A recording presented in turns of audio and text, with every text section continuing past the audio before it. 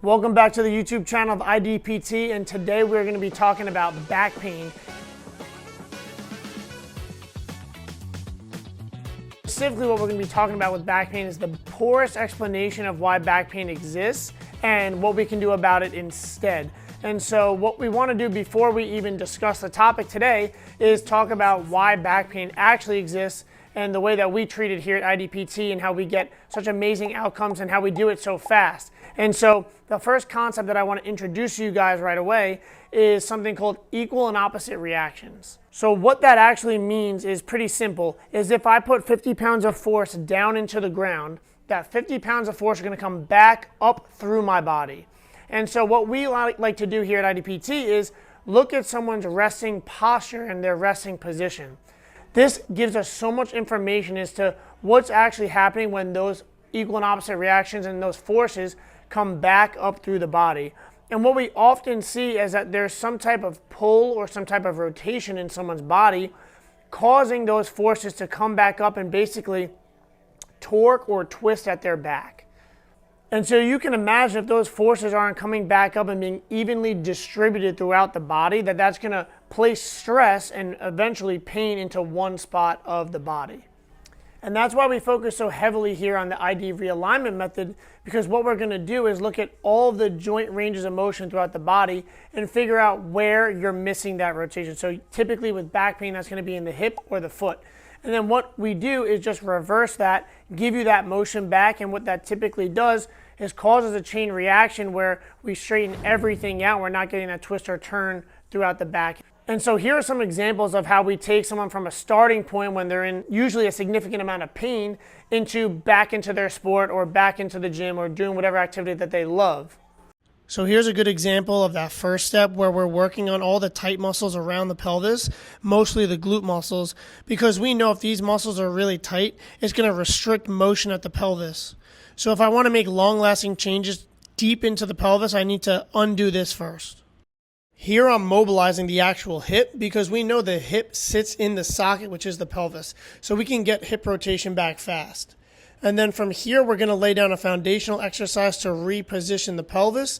And then we're going to use that more actively. So we're using a split squat variation to reposition the pelvis. After we spend some time building that foundation again and repositioning the pelvis and the rest of the body, then we need to train it because we know that the brain only allows changes at the body to happen when we train it under load. So here's an example of going heavy on a nice deadlift.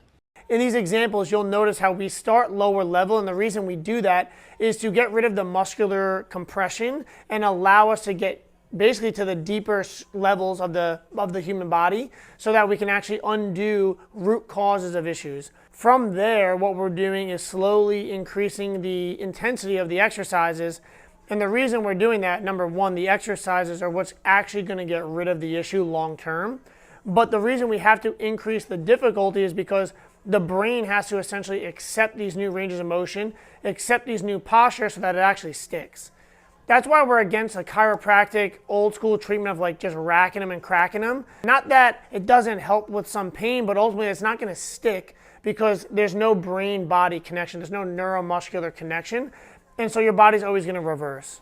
So now that we actually understand why back pain is occurring, what we want to now understand, you as the viewer, is do you actually have back pain or is it really around the hips and the pelvis? Because I would say 90% of my clients who come to see me don't actually have much back pain. It's really at the pelvis. So most of my patients who come in actually report, they say that they have pain right here. They kind of wrap their hands around their hips and then they use their thumbs to point to these two circle dots right here, and that's where most of their pain is. If that's you, then really it's not back pain, it's not pain in your spine, it's actually at your pelvis. So if I show you, if I turn the skeleton around, now we're looking at the back of him, right? These two circles right here, that are both sides of your pelvis. And so you might even fall in on that and have the pain kind of running up a little bit here. Well, your back muscles come down and attach right into this spot. And so more often than not, that's the pain people are experiencing. And so when we clear up the pelvis stuff, we're actually not talking much about your back or your spine. And so when discussing the realignment method, what we're doing is restoring some type of rotation back in the hips here and how the pelvis rotates over the hip. If we can't rotate in some capacity, then what's going to happen is we're going to get compensations through here, and that's when you're going to get all this tightness and stiffness in through here. Okay, so now just to recap, now that we're clear on what is causing back pain or pelvis pain, and we're also clear on what pain do I have, is it in my back, is it in my hips? Now we can talk about what are the 3 most common mistakes or explanations of why someone might have back pain and why I believe that they're really misguided and not getting the full picture. So the first one would be blaming a weak core. I think this is the #1 explanation for why people have chronic back pain. They say, oh, your core is weak. Now, you as a viewer might have a weak core or might not be where you want it to be, but ultimately, let's take someone who has this turn or twist in their body. If I now just layer on more stiffness and more stability, as we're calling it, and just brace the core, what you can see is actually you're going to stiffen yourself up more, or you might just build strength on top of a turned or twisted posture. And so you might feel some relief in the short term because you're going to get blood flow to the area and kind of just increase the stability of the spine. But #1, we know that everyone has some type of twist or turn in their body, so we're just holding them there by bracing the core. And #2, if we don't actually have the pain necessarily in our back or in our spine, well, then you can see the core actually doesn't connect to the pelvis itself much or the hips. And so ultimately, we're not really targeting the area that we're looking to. The second misguided explanation is weak glutes. Now, I think this is one that has a little bit more validity to it or makes a little bit more sense, as your glutes directly attach to your pelvis and to your hips. And so, yes, absolutely. If you have weakness in your glutes, that's going to be a problem as far as back pain or pelvis pain goes because your hips can't support each other.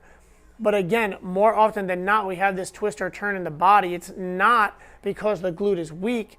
It's actually because we're missing mobility somewhere in the hips. And so when we're missing mobility in the hips, what happens is our body compensates. The most common compensation is that we're missing internal rotation in our hips. And when we're missing that, oftentimes what we will do is crunch down on one side because that will mimic the internal rotation in the body.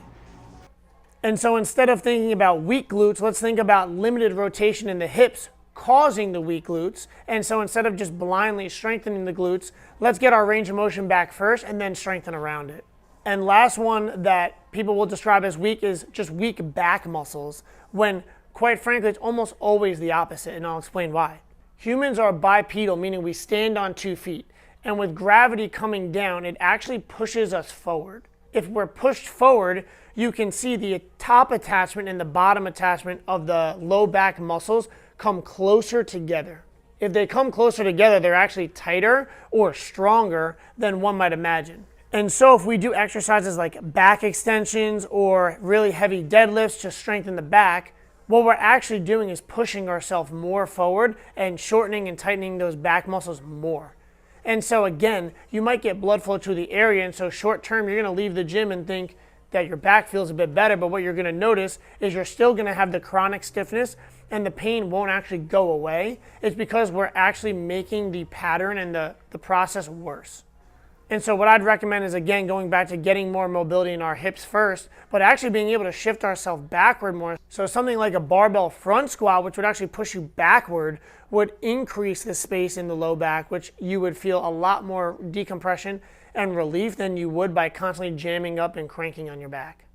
Okay, so just to recap, the ID realignment method for getting out of back pain focuses on the twists and turns and compensations in the body and understanding equal and opposite reactions to recenter and distribute the forces throughout your body so that you're not feeling just localized stress and pain in one part of your back or your hips.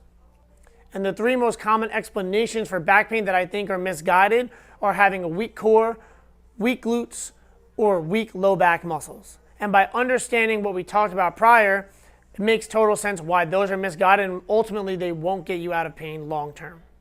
So if you found this valuable, please like, share, subscribe to the YouTube channel, share it to anyone in your family or friends or teammates that have back pain, and this way we can take one step to getting closer to getting out of back pain for good.